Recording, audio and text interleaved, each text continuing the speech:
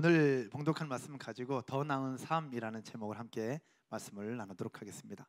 오늘 순서상으로 볼 때 오늘은 전도서 말씀을 여러분들과 함께 나누게 될 것입니다. 전도서는 오늘 본문 외에 1장 1절에서 설명하고 있는 것처럼 다윗의 아들 예루살렘 왕 전도자의 말씀이라 라고 기록을 하고 있습니다. 예루살렘 왕을 지낸 다윗의 아들 누구죠? 바로 솔로몬입니다. 솔로몬이 후대들을 향해서 남겼던 글, 그렇게 남겼던 하나님의 말씀이 전도서인 겁니다. 이 전도자 솔로몬은 전도서 1장 2절을 통해서 자기가 후대들에게 하고 싶은 이야기를 한 문장으로 딱 정리를 해서 이야기를 합니다. 같이 보시면 1장 2절에 이렇게 말씀합니다. 같이 보겠습니다. 전도자가 이르되 헛되고 헛되며 모르고 헛되니 모든 것이 헛되도다. 아멘. 한 절인데 한 절에서 헛되다는 표현을 5번이나 사용을 하고 있습니다. 왜 이렇게 많이 사용을 하느냐? 그만큼 강조하고 있는 것입니다.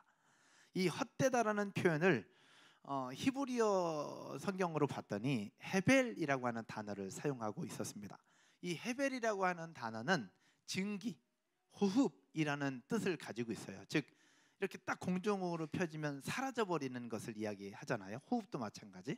그런데 이것을 조금 더 넓은 의미로 살펴봤더니 실체가 없다, 덧없다, 허무하다, 아무런 결과를 낳지 못하다라고 하는 뜻을 가지고 있는 단어가 헤벨이라고 하는 단어예요. 그런데 이 헤벨이라는 단어를 통해서 헛되다라고 표현을 하는 것인데, 이 헛되다라는 표현이 이 헤벨이라는 단어가 전도서에만 7번이 나옵니다. 즉 이스라엘의 모든 부귀와 영화를 다 누렸던 솔로몬이 자기 인생 말년에 모든 것 다 살아봤더니 결국 하나님을 떠난 인생은 헛되고 헛되고 헛되고 헛되미 헛되고 헛되니 모든 것이 헛되도다라고 모든 것이 헛된 것임을 강조해서 설명을 하고 있는 부분이라고 우리는 볼 수 있을 것 같아요. 그런데 이 헤벨이라는 단어를 찾아봤을 때 전도서뿐만 아니라 다른 성경에도 헤벨이라는 단어를 여러 군데서 사용을 하고 있습니다. 여러분들과 두 군데만 함께 나누려고 합니다. 하나는 욥기 7장 16절입니다. 욥기 7장 16절인데 같이 한번 읽어보겠습니다. 내가 생명을 싫어하고 영원히 살기를 원하지 아니하오니 나를 놓으소서. 내 날은 헛것이니이다. 아멘. 욥이 이유를 알 수 없는 고난을 겪으면서 본인이 가지고 있던 모든 것들을 다 잃어버려요. 그러면서 본인의 괴로움을 하나님 앞에 토로하면서 이렇게 얘기하는 거예요. 내 날은 헛것입니다. 여기서 얘기하고는 헛것도 바로 헤벨이라는 단어를 사용하고 있습니다. 또 하나의 모습을 보면 다윗이 고백한 내용인데 시편 39편 11절입니다. 시편 39편 11절에 같이 보겠습니다. 주께서 죄악을 책망하사 사람을 징계하실 때에 그 영화를 좀먹음같이 소멸하게 하시니 참으로 인생이란 모두 헛될 뿐이니이다. 아멘. 참으로 인생이란 모두가 헛될 뿐이다. 다윗이 범죄한 이후에 하나님의 징계를 받아서 본인이 누리고 있던 모든 부귀영화를 놓쳤을 때, 다 잃어버렸을 때 하나님 앞에 고백했던 내용이 이 고백입니다. 여기에서 사용된 단어 역시 헤벨이라는 단어예요. 즉 성경은 헤벨이라는 단어를 사용해서 하나님을 떠난 인생, 하나님과 관계없는 삶을 살았던 모든 인생은 다 헛된 것임을 계속해서 강조를 하고 있다라는 겁니다.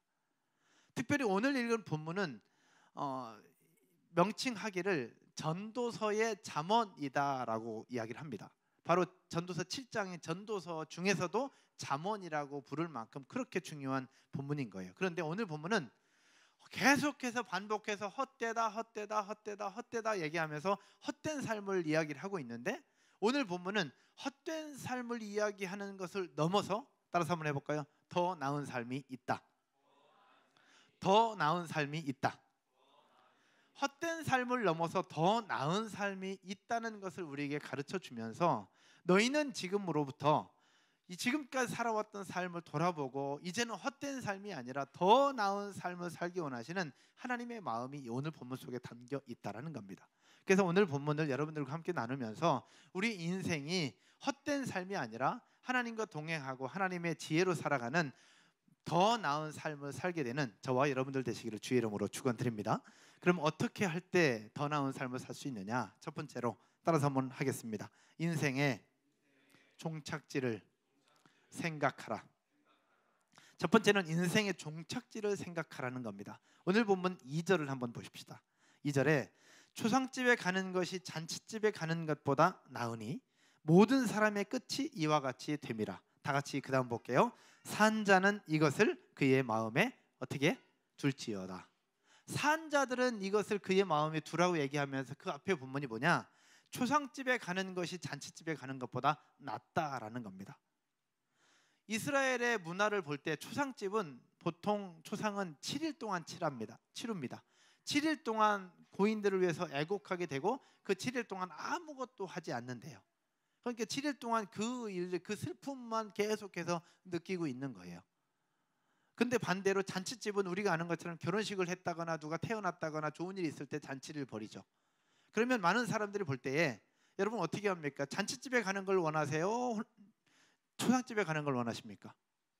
잔치집에 가죠. 누구나 우리는 인간의 본성상 잔치집에 가기를 원하고 잔치집에 갈 때 훨씬 더 기분도 좋아지고 행복해집니다. 그런데 오늘 본문 속에서 전도자는 그런 잔치집이 아니라 슬픔이 있고 고통이 있고 아픔이 있는 초상집에 가는 것이 더 낫다라고 설명을 하고 있는 거예요. 왜 그럴까라는 겁니다. 여러분 초상집에 많이 가보셨잖아요. 이번 주에도 어쩌면 가보셨을지 모르겠고 지난 명절 때도 우리 김대근 집사님의 그 외할아버지가 돌아가셔서 거기 이제 명절 때 다녀왔었는데 초상집에 가면 아무리 편하게 돌아가시고 예수 믿고 돌아가셨다 하더라도 왠지 모르는 초상집에는 엄숙함과 그 속에 어떤 그 무거움이 있어요. 그 이유가 뭐냐? 초상집에 가면 이유 여야를 막론하고 그 속에는 인생을 돌아보게 되는 그런 계기가 된다라는 거예요. 이분이 어떻게 돌아가셨는지 상관없이 초상집에 가면 내 인생을 돌아보게 되고 과연 내가 잘 살고 있는가, 어쩌면 이 죽음이 나에게도 올지 모른다는 그런 생각들을 하면서 본인 스스로 더 겸손해지는 그런 시간들을 갖게 된다라는 겁니다. 전도자는 왜 우리에게 잔치집보다 초상집에 가는 것이 더 낫다라고 설명을 하고 있느냐? 많은 사람들은 자신이 어디를 향해서 가고 있는지 다 알면서도 그것을 망각하며 살아요. 오늘 하루를 살아가는 우리들도 어쩌면 인생의 종착지를 향해서 한 걸음 한 걸음 나아가고 있다는 사실 인정하십니까? 저도 그렇고 여러분들도 인정해야 됩니다. 왜? 우리 인생은 언제 끝날지 모르지만 오늘 하루도 우리 인생의 종착지를 향해서 우리는 오늘 하루를 살아가고 있는 거예요. 그래서 오늘 하루가 더 겸손해야 되고 더 신나야 되고 더 최선을 다하는 삶을 살아야 되는데 우리는 그것을 망각하며 살 때가 너무 많다라는 거예요. 더구나 우리의 삶이 행복하거나 여유가 있거나 돈이 좀 있거나 뭔가 풍족함이 있거나 평안함이 있을 때는 우리 삶을 돌아볼 생각을 하지 않습니다. 그냥 우리 속에 풍요와 만족과 탐욕과 그것 속에서 누리는데 많은 관심을 갖고 있지 우리의 생각을 돌아보거나 우리 인생을 돌아보거나 우리 종착지를 생각해보는 경우가 그렇게 많지 않다라는 거예요. 그래서 오늘 전도자는 무엇을 얘기하느냐? 잔치집에 가는 것보다 초상집에 가는 것이 훨씬 더 낫다라고 우리에게 말씀하고 있는 것입니다. 사랑하는 여러분, 더 나은 삶을 위해서 여러분의 인생의 종착지를 생각해보고 여러분 스스로의 인생을 돌아볼 수 있는 모두가 되시기를 주의 이름으로 축원드립니다. 초상집에 가면 내가 과연 잘 살고 있나를 생각하게 됩니다. 그리고 내 인생도 언젠가 이렇게 될 날이 오겠구나라고 생각을 하면서 더 겸손해지는 그런 부분들을 볼 수 있습니다. 그래서 이렇게 얘기하는 거예요. 그런데 오늘 본문 속에서 이것이 저것보다 더 낫고 이것이 저것보다 더 낫고 하는 부분들이 몇 가지가 나와요. 오늘 본문 1절을 한번 보십시다. 1절에 좋은 이름이 무엇보다 낫고 좋은 기름보다 낫고, 여기서 좋은 이름은 명예, 즉 인품, 인격 그런 것들을 이야기를 합니다. 그러나 좋은 기름은 무엇을 표현하느냐? 부, 재물, 권력 그런 것들을 표현하고 있는 대명사라고 볼 수 있어요.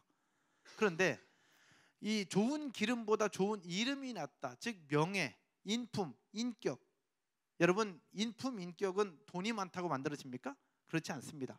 좋은 명예, 좋은 인품, 좋은 인격은 언제 만들어지느냐? 헌신하고 섬기고 희생할 때 만들어진다는 거예요. 여기서 얘기하는 것은 무엇이냐?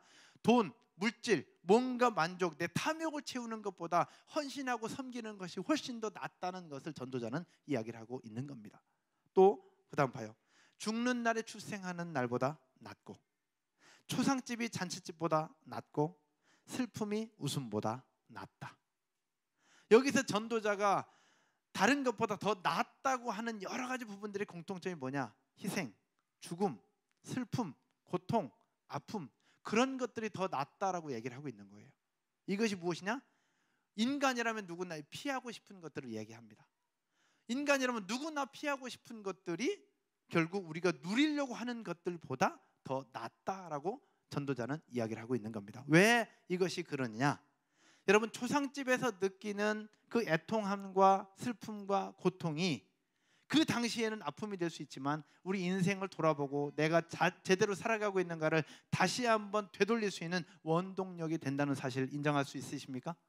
초상집에서 느끼는 그런 것처럼 우리에게 슬픔이 오고 고통이 오고 아픔이 오면 우리 인생을 다시 한번 돌아볼 수 있기 때문에 더 좋은 잔치집보다 이런 아픔과 슬픔이 웃음보다 더 낫다고 오늘 전도자는 우리에게 표현하고 있는 겁니다. 사랑하는 여러분, 여러분의 삶과 상황들 속에서 혹시 피하고 싶은 부분들이 혹시 있으십니까? 피하고 싶거나 멀리하고 싶거나 아니면 마주하고 싶지 않은 부분들이 혹 있다면 그것이 무엇인지를 한번 돌아보십시오. 어쩌면 그것이 사람일 수도 있고 건강일 수도 있고 환경일 수도 있고 내 직장일 수도 있습니다. 내 삶의 환경, 어쩌면 내 가족일 수도 있습니다.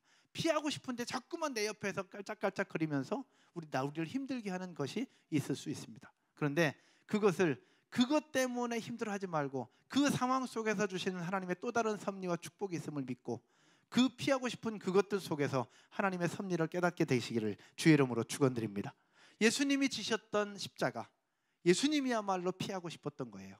오죽했으면 이 잔을 내게서 옮겨달라고 말씀하셨을까? 그러나 예수님은 그 가장 피하고 싶었던 그것을 피하지 않고 그대로 감당하셨어요. 그 이후에 어떤 일이 벌어져요? 부활의 영광을 예수님은 경험하게 됩니다. 결국 부활의 영광과 함께 구원의 기쁨이 이 자리는 저와 여러분들 가운데도 나타나지 않았습니까? 산 여러분, 여러분 삶 가운데 피하고 싶은 것, 멀리하고 싶은 것, 마주하고 싶지 않은 것들이 있다면 그것들을 무조건 피하지 말고 그 속에서 주신 하나님의 또 다른 일들을 찾아서 지금보다 더 나은 삶을 살게 되기를 주의 이름으로 축원드립니다. 축원드립니다. 두 번째, 더 나은 삶을 살려면 어떻게 되느냐? 따라서 한번 해볼까요? 지혜를 따르는 삶을 살라. 지혜를 따르는 삶을 사는 것이 중요합니다. 오늘 보면 5절을 한번 보십시다. 5절 여러분이 한번 읽겠습니다. 시작.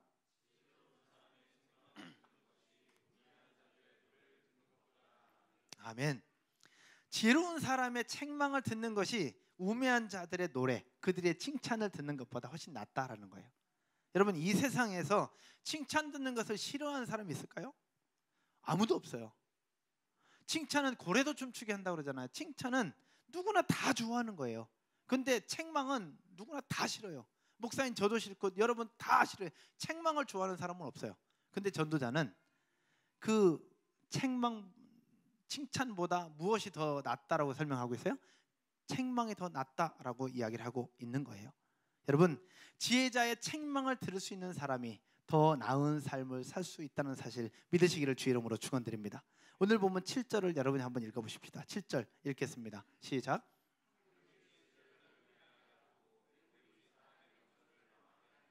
여기서 탐욕이 지혜자를 우매하게 하고 뇌물이 사람의 명철을 망하게 한다. 탐욕, 분노, 교만은 사람의 생각과 행동을 흐트러뜨립니다. 그리고 갈등하게 만들고 혼란스럽게 만들어 버립니다. 결국 그런 것들은 우리를 우매하게 만들죠. 바보스럽게 만든다는 거예요. 그러나 지혜를 따라 사는 삶은 그렇지 않습니다. 지혜를 따라 사는 사람은 어떤 사람이냐? 감정에 흔들리지 않는 것을 이야기를 해요.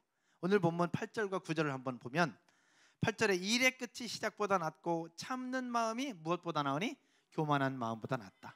참는 게 교만함보다 낫대.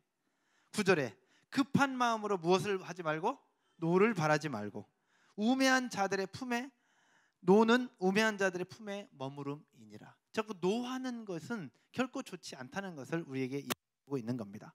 지혜를 따라 사는 삶은 우리의 감정에 노출되어서 감정에 따라서 사는 삶이 아님을 오늘 보면 우리에게 이야기를 하고 있는 겁니다.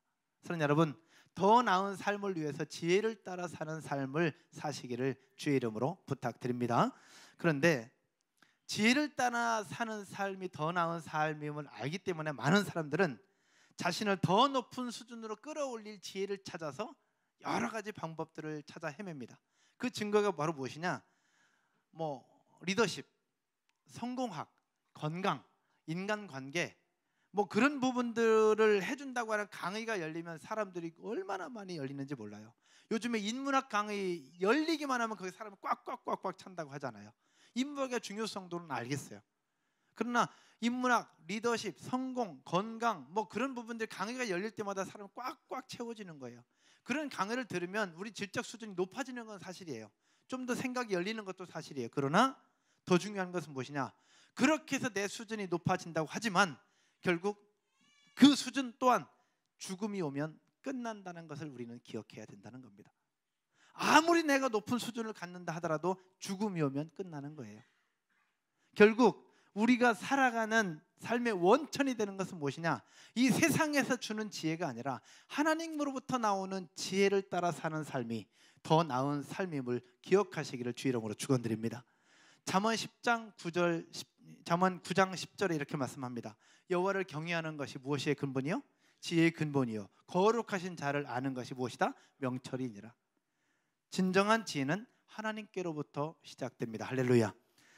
그래서 전도자는 하나님을 떠난 모든 것은 바로 헛되고 헛되며 헛되고 헛되니 모든 것이 헛되다라고 말씀하고 있는 겁니다.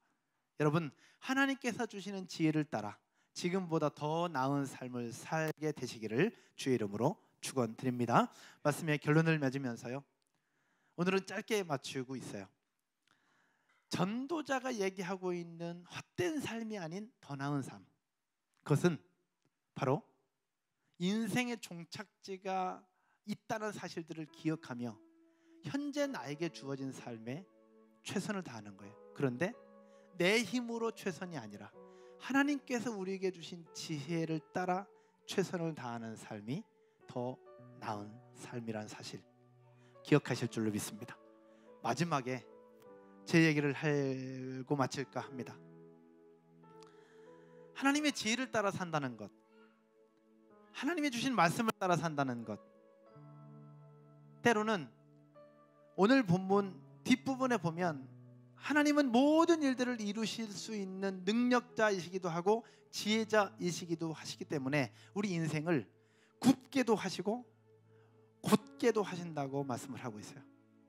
많은 사람들은 굽어가는 인생이 싫어서 이 인생을 곧게 펴려고 노력을 굉장히 많이 합니다. 그러나 하나님이 굽게 한 인생은 그 누구도 곧게 펼 수가 없습니다.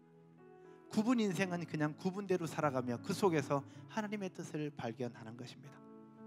진정한 하나님의 뜻대로 살아가는 더 나은 삶은 어떤 삶이냐? 따라서 한번 해볼까요? 하나님을 신뢰하고 하나님을 인정하는 삶이다. 하나님을 신뢰하고 하나님을 인정하는 삶이 헛된 삶이 아니라 더 나은 삶임을 기억하시기를 주 이름으로 축원드립니다. 그런데 재미있는 사실은 하나님의 축복, 하나님의 역사는 평탄할 때 나타나지 않습니다. 하나님의 일하심은 언제 나타나느냐? 가장 힘들고 가장 괴롭고 가장 피하고 싶을 그때 하나님의 역사가 일어납니다. 아이러니합니다. 그래서 전도자는 어쩌면 그 사실을 알기 때문에 잔치집에 가는 것보다 초상집에 가는 것이 더 낫다라고 설명하는 것이고, 웃음 짓는 것보다 슬픔 가운데 있는 게 더 낫다고 얘기하는지도 모르겠어요. 이번에 싱가포르와 인도네시아 13명 다녀왔습니다.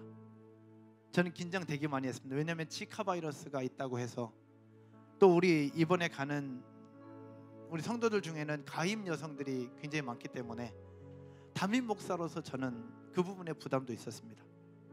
또 그 속에서 건강하게 잘 다녀오는 것도 있어야 되겠고, 왜냐하면 한 교회가 위기를 당하고 어려움을 당할 때 수련회를 가거나 무슨 어디 갔을 때 사고 한번 터지면 그 교회는 굉장히 그 트라우마가 쉽지 않다는 걸 저는 많이 봤습니다. 그래서 이번에 갈 때 안전할 수 있도록 그렇게 많이 기도했어요. 안전하게 잘 다녀왔어요. 너무 감사했어요. 그런데 다녀와서 피드백을 듣고 여러 가지 이야기를 듣는 가운데 제 옛날 과거가 생각이 났습니다. 2003년도였습니다. 2003년도는 제 인생에 있어서 가장 힘들고 가장 고통스러웠던 시간이었습니다. 왜냐하면 신학대학원 시험에 2번째 떨어졌을 때 한 번 떨어지는 건 그럴 수 있다고 생각해요. 근데 2번 떨어지고 나니까 내 인생이 끝나는 것 같더라고. 성도들 볼 면목이 없었어요. 전수사님이 이번에는 합격하실 줄로 믿습니다. 그러면 엿 잔뜩 사다 줬는데 또 떨어졌다고. 세상에 나타나기 싫었어요. 세상에 나타나기 싫었어요. 아무도 보고 싶지 않았고, 그래서 그 발표 딱 끝나는 그 순간부터 24시간은 허준 비디오 1편부터 끝편까지 56편까지 밖에 안 나오고 허준만 봤어요. 허준만 봤어요. 왜냐면 허준이 좋았던 게 아니라 밖에 나오기가 싫어서. 근데 그때 담당 목사님께서 제 마음을 아셨는지 인도네시아 좀 다녀오라고, 바람도 세고 수양회를 준비하고 있는데 가서 배워오라고 저를 보내셨어요. 가장 힘들고 가장 괴로웠던 그 타이밍에 하나님은 저를 인도네시아 보내셨고, 인도네시아에서 수양회 참여하면서 에드리오 목사님께서 강의하고 기도해 주시는 과정 속에 제가 그때 하나님을 만났어요. 그래서 그 목사님께서 저를 위해서 기도해 주시면서 하나님께서 저에게 어떤 말씀을 주셨냐면 3가지 말씀하셨어요. 저는 그 신대원에 떨어지면서 동산교회 청년부 사역을 그만두고 떠나려고 마음을 먹고 갔어요. 인도네시아 갔다 와서 사임한다. 근데 제 마음을 아셨는지 하나님이 어떤 말씀하셨냐면, 첫 번째, 영피플에 대한 사역들을 계속해라. 떠나지 말라는 거였어요. 2번째, 그 젊은이들을 향하여 아버지의 마음을 가져라. 3번째, 지금도 정확히 기억하잖아요. 3번째, 내가 너에게 새로운 사역을 맡길 것이다. 영피플에 대한 사역은 떠나지 말란 얘기고, 젊은이들을 향해서 그 사역을 할 때 아버지의 마음을 주시겠다는 건 알겠어요. 근데 그때 이후로 영혼들을 향한 아버지의 마음을 하나님이 저에게 주셨어요. 근데 3번째, 새로운 사역이 뭔지 몰랐어요. 그런데 다녀오고 나서 2달 지난 후에 동산고등학교 학교 예배당 지하에 새로운 청년부가 신설되는데 거기 담당 사역자로 저를 보내기로 당회에서 저의 의사와 상관없이 결정했다고. 근데 그것이 바로 저에게 주신 새로운 사역이었어요. 그때 옛날 고잔동 청년부 있었던 분들은 아마 기억나실 거예요. 유택열 집사님이나 정표 집사님이나 뭐 이렇게. 근데 그게 왜 생각이 났냐면, 이번 싱가포르와 인도네시아 다녀오면서 많은 분들이 간증을 해주셨고 나눠주셨는데 제 아내의 이야기를 들으면서 그게 생각이 났습니다. 사실 제 아내는 이번에 같이 갔었는데 안 가려고 그랬습니다. 가고 싶지도 않았고 키즈카페도 해야 되고. 그런데 이평호 목사님께서 담임 목사 사모고 안 갔다 오면 성도들과 어떻게 소통하려고 하냐, 가라. 그래서 순종하는 마음으로 신청을 했고 함께 가기로 했습니다. 그런데 그렇게 가기 싫다고 그랬는데 갔다 오면서 그 속에서 놀라운 하나님의 역사를 발견하게 된 겁니다. 사실 싱가포르는 저희 민서와 권우가 있는데 권우에게 있어서 상처, 트라우마를 일으키는 장소입니다. 왜냐하면 저희 권우가 3학년 때 싱가포르 비전 트립을 그 청소년들과 함께 다녀왔는데, 그곳에서 권우와의 같은 숙소가 6학년, 5학년, 권우 이렇게 3명의 숙소였었어요. 침대가 있었고. 그런데 여자 사역자들은 그 여학생들은 다 챙겨서 잠자는데 전혀 문제 없었는데, 남자 사역자들이 놓쳤는지 안 했는지 모르겠지만 남자 방을 밤에도 하나도 돌아보질 않은 거죠. 근데 같은 방에 있었던 6학년 애들이 자기 옆방에 있는 친구랑 자고 싶다고 옆방에 있는 친구를 데리고 와서 자기들이 침대에 자고, 에어컨 빵빵하게 나오는 그 밤에 차디찬 바닥에 권우 혼자 눕혀놓고 이불도 없이 그렇게 3일을 지내게 내버린 거죠. 근데 사역자들이 하나도 그것을 몰랐고 챙기지도 않았고. 근데 전혀 몰랐는데 그 싱가포르 덥잖아요. 그 더운 여름날에 권우가 항상 긴 팔을 입고 다니는 거예요. 근데 긴 팔 입고 다니는 모습을 보고 민서가, 권우야 넌 더운데 왜 긴 팔 입어? 그랬더니 권우가 울면서 얘기를 한 거예요. 사실 어젯밤에 잤는데 바닥에서 자 너무 추워가지고 내가 이거 입었다고. 그 이야기를 민서가 듣고 담당 여자 사역자한테 얘기하고 남자들한테 얘기하고, 그래서 그 다음날 마지막 날 밤만 제대로 잠을 자게 된 거예요. 그 이야기를 들으면서 권우한테 미안하고 너무너무 속상한 거예요. 그때 제가 행정목사였었는데 그 담당 사역자들 다 잘라버리고 싶은 그 마음이 저한테 있었어요. 나중에 알고 그 후배들이 와서 찾아와서 죄송하다고 얘기했는데 그것이 저는 사과로 느껴지지 않았어요. 너무 속상했어요. 왜냐하면 가기 전에 제가 그 친구들 데려다 밥도 먹였거든요. 잘 부탁한다고. 그랬는데 이놈의 자식들이 어쩌면 아내가 싱가포르에 안 가려고 했던 부분이 그거일 수도 있어요. 제 아들에 대한 미안함과 그 고통이. 그런데 인도네시아 셀탐방을 하고 싱가포르에 넘어가서 잠을 자고 이제 CHC 교회를 이제 가게 되는데, 그 싱가포르에 들어가서 호텔 방에서 잠을 자려고 누워 있는데 옆에 민서는 잠자고 있는데 제 아내는 그 속에서 한밤도 못 자고 밤새도록 울면서 밤을 지새웠다고 얘기하더라고. 왜냐면 그 에어컨 빵빵하게 나온 호텔 방에 누워 있는데 아마 이런 비슷한 방에서 저 바닥에서 달달달달 떨면서 추워 있을 건우를 생각하니까 너무 속상했던 거지. 그래서 한숨도 못 자고 울면서 그 밤을 지새울 그때 하나님께서 저 아내의 마음 가운데 찾아가신 거예요. 찾아가셔서 위로해 주셨으면 좋겠는데 위로가 아니라 새로운 사역들을 또 말씀하신 거예요. 근데 그때에 여러분 지난주에 경험했던 것처럼 여기서 예배드리면서 아이들과 함께 찬양하고 함께 뛰고 함께 손들고 하는 것들을 꿈꾼다고 제가 말씀드렸었잖아요. 다 세대 통합 예배를 드리면서 그들도 함께 예배할 수 있는 것들을 꿈꾼다고 얘기했는데 그 똑같은 것을 제 아내에게 그 밤에 하나님은 보여주셨어요. 그러면서 하나님께서 아내에게 주셨던 마음이 뭐였냐? 첫 번째, 너희 교회 자녀들 하여금 다윗처럼 마음껏 춤을 추고 뛰고 예배하는 아이들로 키우라. 아이들이 하나님을 예배하는 일에 있어서 제한하지 말라. 몸으로 도구로 여러 모양으로 하나님을 예배하는 일에 그들을 키우라. 두 번째, 나의 살아있음을 그들에게 가르치라. 내가 너희를 사랑하고 있음을 그들에게 가르치라. 내가 너와 함께하고 있음을 그들에게 가르치라. 그 밤에 그 말씀을 들으면서 일어나서 울다 말고 노트에 다 적고 인천공항에 도착하자마자 저한테 1시간을 설명을 하는데 제 속에 그동안 생각했던 것들 가운데 하나님 주시는 또 다른 응답이라고 생각하고 가슴이 뛰기 시작했어요. 그러면서 어떤 생각을 했냐면 더 행복한 교회 3세, 4세 아이들을 위한 예배를 신설한다. 3세, 4세는 이곳에서도 힘들고 저쪽 가서도 힘든 친구들이에요. 이곳에서는 예배를 방해하는 것 같아서 힘들고 저쪽에서는 적응 못하는 것 같아서 힘들고 그러다 보니 애들을 주저앉히고 앉으라고 그러고 조용히 하라고 그들에게 자꾸만 어른들의 시각으로 자꾸만 주저앉히는 그 부분들이 우리 마음 가운데 아팠거든요. 그런데 하나님은 다윗처럼 예배하는 아이들로 키우라고 말씀하시면서 3세, 4세 아이들을 위한 예배를 꿈꾸게 하신 겁니다. 그래서 제가 시작한다. 예술의 전당으로 가면 거기에 맞게 시작한다.